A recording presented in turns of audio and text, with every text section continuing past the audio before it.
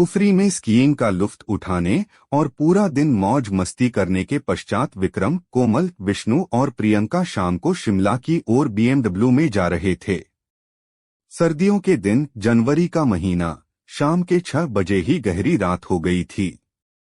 गोल घुमावदार रास्तों में अंधकार को चीरती पेड़ों के झुरमुट के बीच कार चलती जा रही थी। सैलानी ही इस समय सड़कों पर कार चलाते नजर आ रहे थे। टूरिस्ट टैक्सियां भी वापस शिमला जा रही थी। कुफरी की ओर इक्का दुक्का कारें ही जा रही थी। बातों के बीच चारों शिमला की ओर बढ़ रहे थे। लगभग आधा सफर कट गया था। कार स्टीरियो की तेज आवाज में हंसी ठिठोली करते हुए सफर का आनंद उठाते हुए समय का पता नहीं चल रहा था। झटके मारते हुए कार क्यों चला रहे हो? विष्णु ने झटकती हुई कार में झूलते हुए विक्रम से पूछा। विष्णु भाई, मैं तो कार ठीक चला रहा हूँ, मालूम नहीं यह अचानक से झटके क्यों खा रही है। विक्रम ने झटके खाती कार को संभालते हुए कहा। कार को थोड़ा साइड करके देख लेते हैं, हो सकता है कि डीजल में कचरा आ गया हो। थोड़ी रेस देकर देखता हूँ कि कार रिदम में आ जाए। विक्रम ने क्लच दबाते हुए कार का एक्सीलेटर दबाया, लेकिन कोई खास कामयाबी नहीं मिली। कार झटके खाती हुई रुक गई। अब क्या करे? चारों के मुख से एक साथ निकला। सभी सोचने लगे कि काली रात के साए में कुछ भी नजर नहीं आ रहा था। सोने पे सुहागा तो धुंध ने कर दी थी। धीरे धीरे धुंध बढ़ रही थी। ठंडक भी धीमे धीमे बढ़ रही थी। कार सड़क की एक साइड पर खड़ी थी। इक्का दुक्का कार टैक्सी आ जा रही थी। विष्णु बाहर निकलकर मदद मांगनी पड़ेगी। कार में बैठे रहने से कुछ नहीं होगा। कार तो हम चारों का चलाना आता है, लेकिन कार के मैकेनिक गिरी में चारों फेल है। शायद कोई कार या टैक्सी से कोई मदद मिल जाए। कहकर विक्रम कार से बाहर निकला। एक ठंडे हवा के तेज झोंके ने स्वागत किया। शरीर में झुरझरी सी फैल गई। विष्णु भी कार से बाहर निकला। प्रियंका और कोमल कार के अंदर बैठे रहे। ठंड बहुत अधिक थी। दिल्ली निवासियों विक्रम और विष्णु की झुरझरी निकल रही थी। दोनों की हालात दयनीय होने लगी।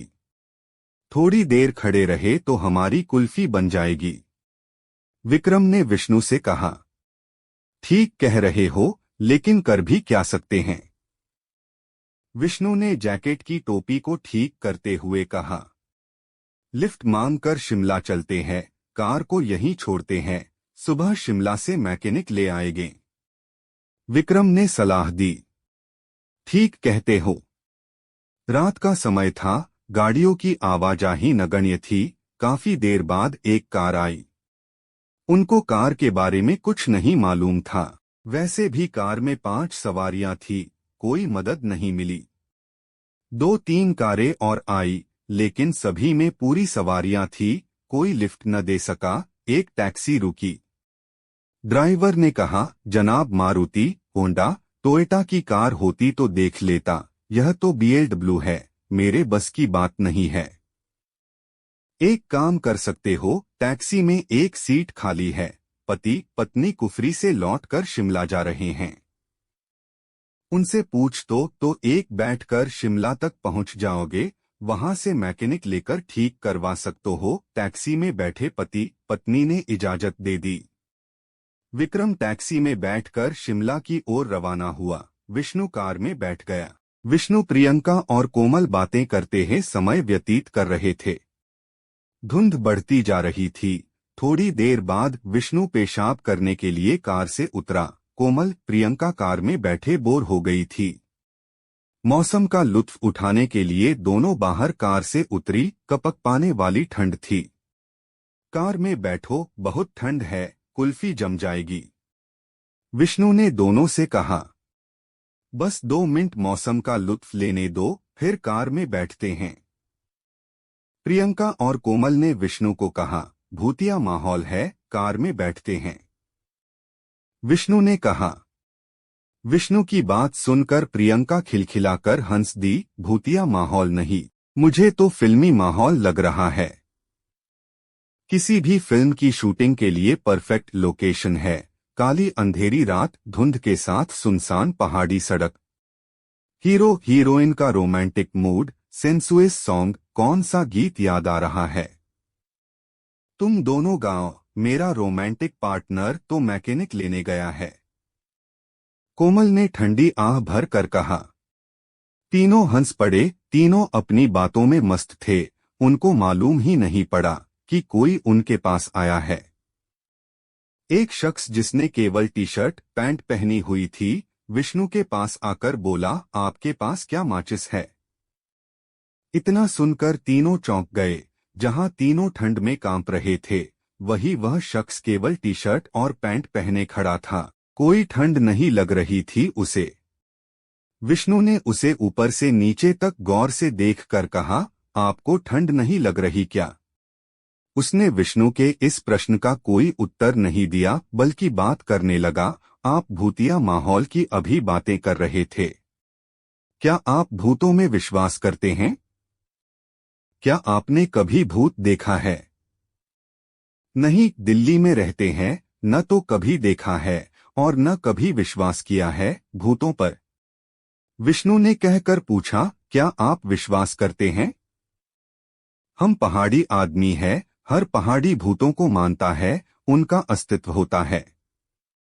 उस शख्स की भूतों की बातें सुनकर कोमल और प्रियंका से रहा नहीं गया। उनकी उत्सुकता बढ़ गई। भाई कुछ बता, भूतों के बारे में फिल्मी माहौल हो रखा है, कुछ बात बता।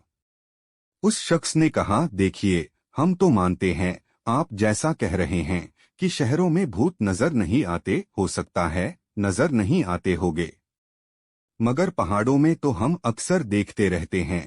कहाँ से आते हैं भूत और कैसे होते हैं, कैसे नजर आते हैं? विष्णु ने पूछा। उस शख्स के हाथ में सिगरेट थी। वह सिगरेट को हाथों में घुमाता हुआ बोला, भूत हमारे आपके जैसे ही होते हैं, वे रोशनी में नजर नहीं आते हैं। होते कौन है भूत, कैसे बनते हैं? प्रियंका ने पूछा। यहाँ पहाड़ों के लोगों का मानना है कि जो अकस्मात किसी दुर्घटना में मौत के शिकार होते हैं या फिर जिनका कत्ल कर दिया जाता है, वे भूत बनते हैं। उस शख्स ने कहा, क्या वे किसी को नुकसान पहुंचाते हैं, मारपीट करते हैं? विष्णु ने पूछा। अच्छे भूत किसी को कुछ नुकसान पहुंचाते हैं। अच्छा, मैं चलता हूँ, सिगरेट मेरे पास है, आपके पास माचिस है तो दीजिए, सिगरेट सुलगा लेता हूँ। उस शख्स ने कहा। विष्णु ने लाइटर निकाल कर जलाया। उस शख्स ने सिगरेट सुलगाई। लाइटर की रोशनी में सिर्फ सिगरेट नजर आई। वह शख्स गायब हो गया। लाइटर बंद होते ही वह शख्स नजर आया। तीनों के मुख से एक साथ निकला, भूत। तीनों, विष्णु, प्रियंका और कोमल का शरीर अकड़ गया और बेसुध होकर एक दूसरे पर गिर पड़े। अकड़ा शरीर, खुली आंखें, लगभग मृत्यु देह के सामान, तीनों मूर्छित थे। वह शख्स कुछ दूरी पर खड़ा सिगरेट पी रहा था। तभी वहां आर्मी का ट्रक गुजरा। उसने ट्रक को रुकने का इशारा किया। ट्रक ड्राइवर उसे देखकर समझ गया कि वह कौन है।